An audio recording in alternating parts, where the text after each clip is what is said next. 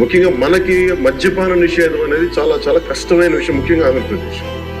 ఒకవైపు యానాం, ఇంకోవైపు మనకి మధ్యప్రదేశ్, ఇంకోవైపు చూస్తే మనకి తెలంగాణ, ఒరిస్సా, తమిళనాడు, కర్ణాటక, ఇన్ని బార్డర్స్ ని షేర్ చేసుకుని మద్యపాన నిషేధం అనేది ఇప్పుడు చాలా కష్టసాధ్యమైన విషయం. గతంలో కూడా చేశారు, సాధించలేకపోయాం. ఇప్పుడు రెగ్యులేట్ చేయాల్సిన అవసరం.